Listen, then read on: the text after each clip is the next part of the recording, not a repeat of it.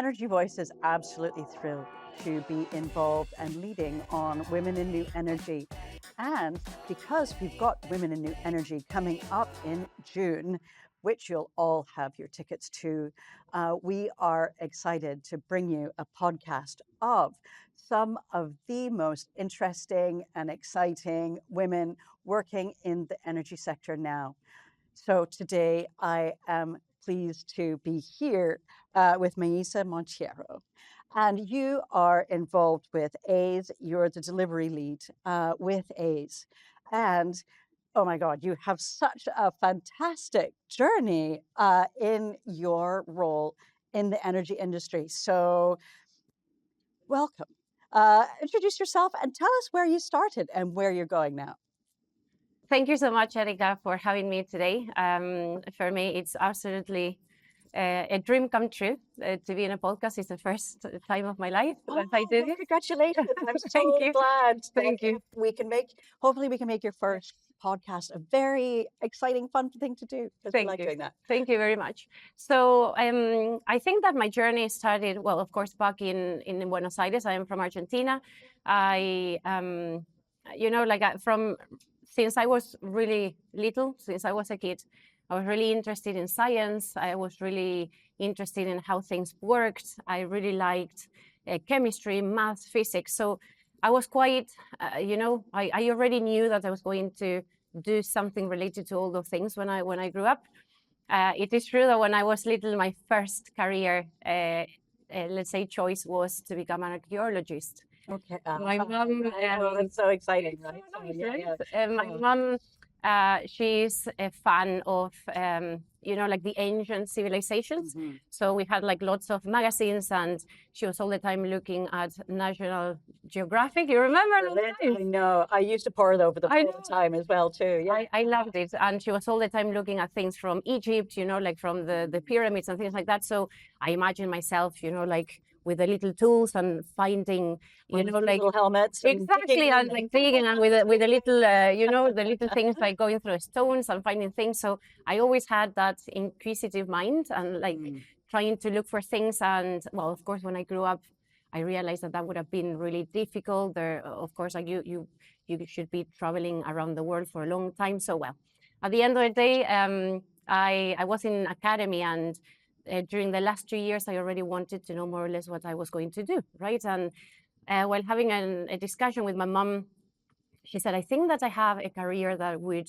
be really nice for you. And I was like, well, what's that? And she mentioned industrial engineering. Mm-hmm. And I had never heard about that, because typically we hear more about naval engineering or like civil engineering, like building, like building bridges and roads and an airport, things like that. And I was like, well, what's this? So what I did is that as typically I do, I studied, I started investigating. So I looked at the syllabus, right? Like the topics that I would be covering through those 6-7 years. That was the career. And it was really interesting, because you had the first years that were really heavy in, analysis, algebra, maths, chemistry. And you had like physics 1, 2, and 3, chemistry 1, 2, and 3.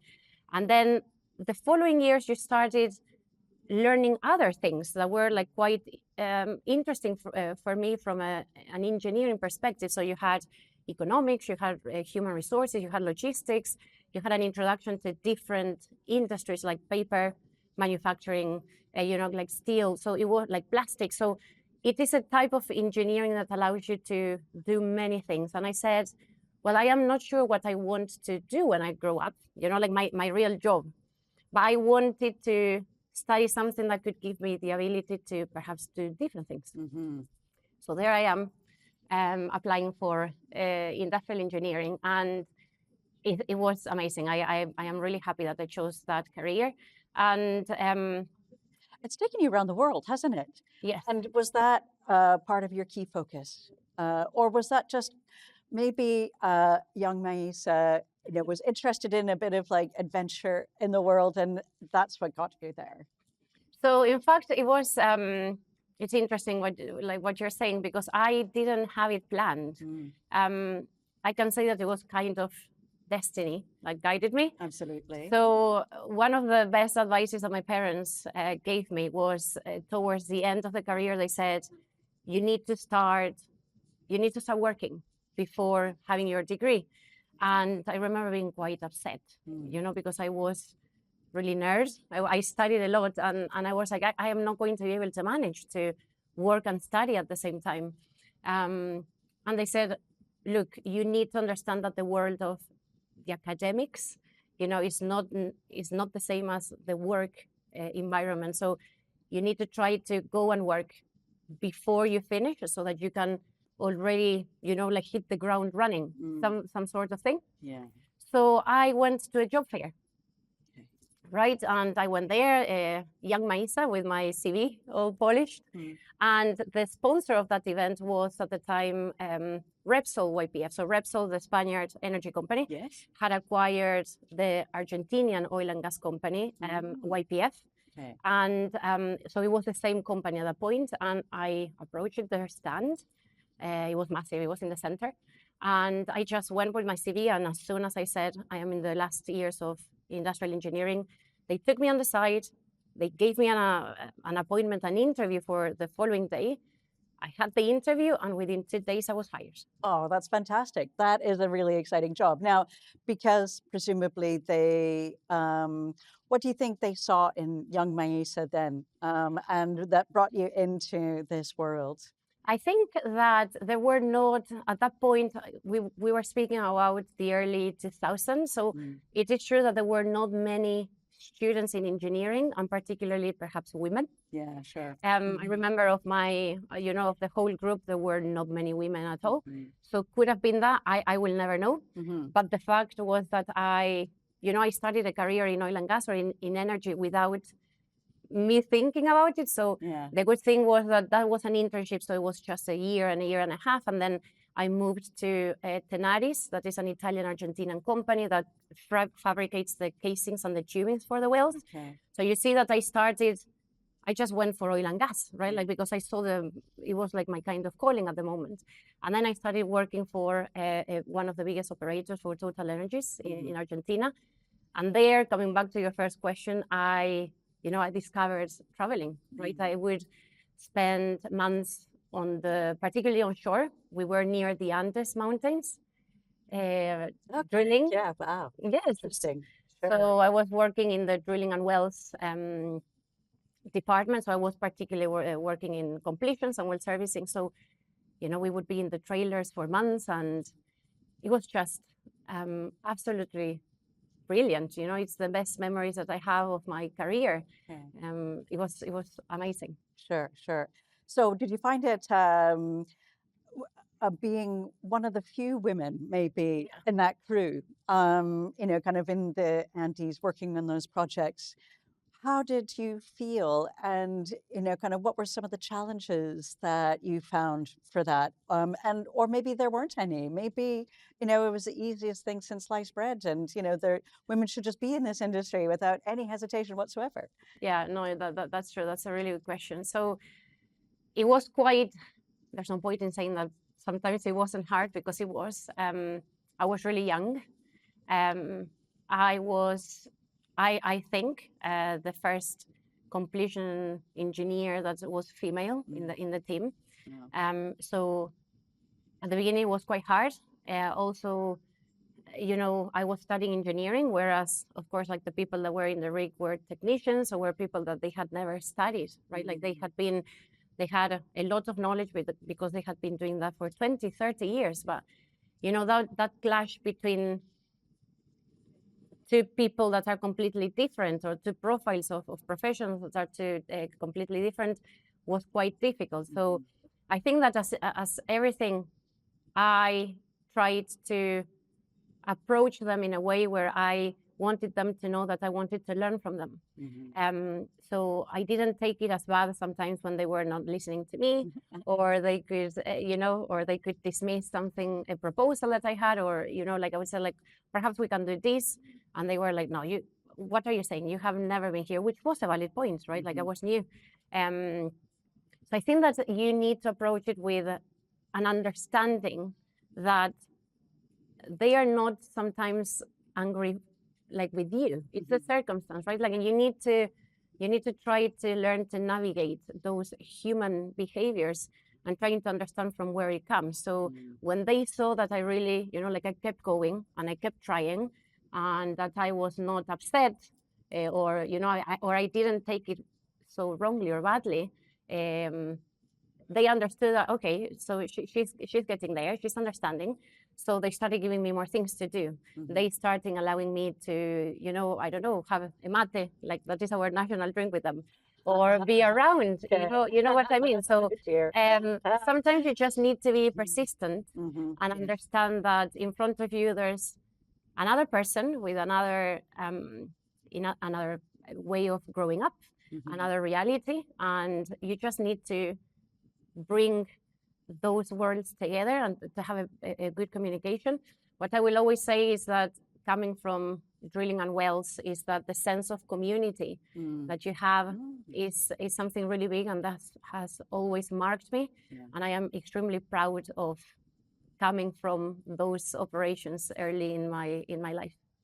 Well, you know what? I mean, we've spoken already before, and you talked about how you've gone from the well engineer to Aize, which is a completely different thing. But you know what strikes me is you bring that same approach that you took to the engineers out in the field back then to what you're doing now, just in terms of understanding that change needs to happen and how you bring that change without scaring the horses by bringing everyone on board. So tell us a little bit about that, and we'll just jump right into you and Aize and how you're improving behaviors offshore with new technologies and new tricks. Yes.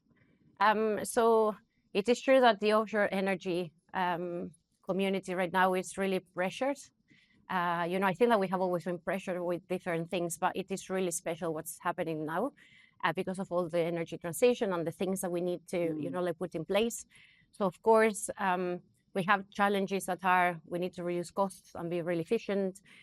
Of course, we always need to be to keep our people and our environment and our assets safe, right? So safety is always the most important focus in any type of operation. We also now need to add the sustainability KPIs that we all have, right? So there's a lot going on, and there's a lot that the companies need to take into account. So that is where digital solutions or new software, new technology comes into place, right? Like at the end of the day, we want to help people and companies to succeed and be able to achieve what they want, what they need, and to create value. Because at the end of the day, of course, every single business wants to create value with what they are trying to do. And there are some challenges for sure that you mentioned. So there are lots of reticency from the point of view that people, they want to do the things that they always say. Absolutely. Yeah. I would say myself. I know. Yeah, I've always done it that way. I know. It's like when you grab your iPhone and every couple of weeks you need to update I know. every single app, and you're like, oh my goodness, Do I have to do it again? why do I need to? But like it bothers you. So I understand that. So you have lots of people that, of course, want to continue doing the things as they were doing it before. You have also some people that are not very comfortable with learning so many new things all the time, right? Like it can be felt like overwhelming when like you have so many digital initiatives, so many people wanted to push something forward. It is true also that the oil and gas industry is really risk averse, right? Like in the line of where we used to work, not now. People can get hurt. It has to be risk averse. I mean, there's a reason for it. Absolutely. Exactly. Yeah. So Yeah. when you go, imagine, or I put myself into those shoes, right? Like I was in the rig and people came and told me, we need to do this, a new procedure. And I'm like, oh, but there's a chance that people are not going to understand what to do because this is new. So it comes with a risk, right? Like when you change things. For sure. That's why we have like change of, change of management situations. So, and then of course you have the leaders that perhaps they are pushing for digital initiatives, but they are not supporting them, right? Like they are not giving the people the correct time or the correct resources or the, you know, like the let's say the tools for the people to really adopt these tools. And then the one that I always keep at the end is the fact that there are lots of people that are really, really worried about technology replacing themselves, right? Absolutely. Yeah. I'm worried about AI I taking know. over my job, right? I know. And there are so many people like that. It And is. I would imagine the same is, with the people that you're working with day to day. It is. Yeah. And you need to understand that. You need to be able to listen and understand that if we are creating these tools, it is not for robots to use them, it is for human beings to use, right? So you need to approach these new ways of working really cautiously and understanding who are the users, who are the stakeholders that are in front of you, and what is their pain point, what is it that they are doing, right? And understand that the value that they are going to see out of the technology, in case of Aize's digital twin, is not the same if I speak, like to someone that is an executive, to someone that is really there on, an FPSO or a platform. So I need to also myself change that, like the way that we approach them and the way that we are teaching them or educating them, because of course they are going to see it from a different perspective. So it is really important that we also understand who we are speaking to, and that there's no a one size fits all, right? Like we need to tweak it for them to understand and see the value. Sure. Yeah. And is that your challenge now? So tell us, maybe go back, to where we were, which is where you were working in the oil and gas industry, but then have moved into this digital industry. That was kind of for you, both suited to your lifestyle. You're a mom and you're, working all over the world now, but this, turned out to be the right place for you. But you're also bringing all these skills that, again, I love that young Maisa, with her CV, kind of like thinking about, also kind of bringing into her understanding of engineering, that people matter. Yes, exactly. Well, that's again, it was completely by chance. It was destiny. It was COVID, and I had to change. I had to leave France. I worked in France for 6 years, and then I had to look for another position. And the position that was open here in the UK was in the digital team in Total Energies, and I was going to become a product owner, and I had never ever heard about that before in my life. And it was quite a shock, right? Like imagine like a well servicing engineer speaking out operations, doing programs all the time on how to drill or how to do this type of completion on a well, or doing reports. And all of a sudden I went to a team that was, composed of a product owner and a scrum master and a development team.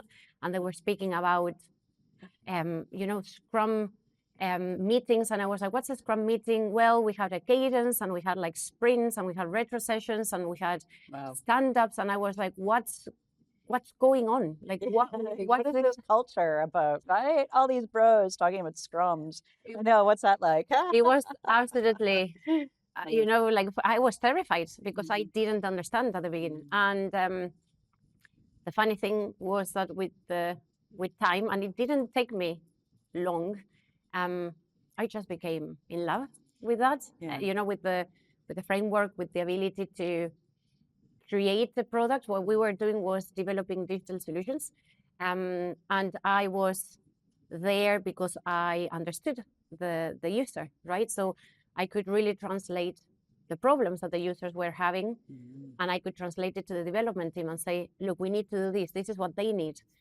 And I just became passionate about digital, and I realized that was what I wanted to do. And as you said, it is really interesting because at that point in my life, I had already 2 kids. My husband was living abroad. He was in Qatar, and because of COVID, he could not visit us. So we didn't see him for almost 6 months. Wow, I know. How do we live through that times, right? Sometimes we just look back at it. Yes, and you can imagine that an operations career at that point could have been really difficult, but this gave me a new perspective of like, okay, this is something that I could really do in the future. Who knows? I didn't understand either how it would work or what would I do. But then at some point I realized that this is what I wanted to do, and that's how I jumped into Aize. Absolutely. And you're now in Scotland. And now I'm from Argentina. How often did you get to go back home, as it were? And is that home or is this home now? Can you do both? Home is here. Yeah. Home is here. I have not gone in quite some time because of my kids are quite young, and traveling with them could be quite challenging. Right. Absolutely. Yeah. They are 8, 6, and 4. Okay. And we try to meet with my parents, perhaps like either here or if we go on holiday somewhere. But it is a long trip to go back to Buenos Aires. But I really miss, of course, like my culture, my friends, the rest of my family. So I'm trying to see if we go next year in 2027. There, the kids would be a little bit older. And they'll appreciate it. Exactly. And I would like them to also know my culture. Of course, they know it through me. They know our what we eat. They know the music. They know about my childhood stories. But of course, they have never felt what it's like to be in South America. And that is something that I would really love my kids to experience at some point. That's amazing. Wow, great. Now, you're going to be with us in June at Women in New Energy. You're going to bring a fabulous energy to this event, and I'm really looking forward to that. But what can you share with our audience of listeners?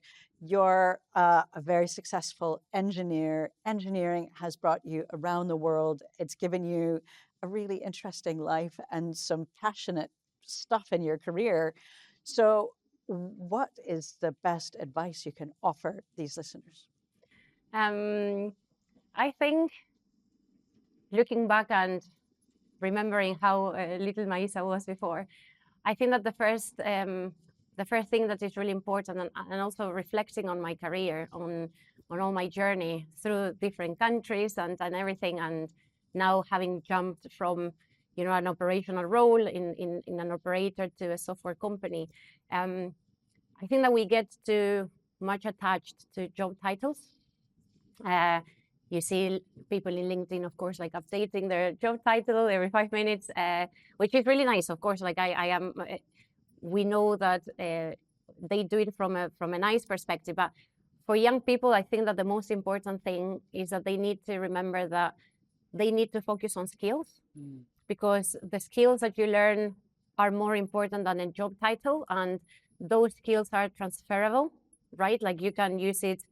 Look at me, like in drilling and wells, but afterwards you can go and jump and work in a software company. So it's not the precision that got me to go to a software company, but the skill set that I had, the fact that I used to work in operations and that I understood what oil and gas was about, right? Another thing that I would tell them is to remember to speak up. Of course, this comes with experience and time.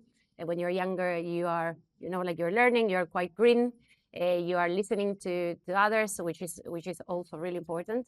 But it is also important to, present your ideas, to be curious, to ask lots of questions, always in a respectful manner, I mean, but, like to be inquisitive, to look at things from a new perspective and bring your own point of view, because you are unique. At the end of the day, there's only one Erikka in this world, and there's only one Maisa, so no one is going to see things as yourself.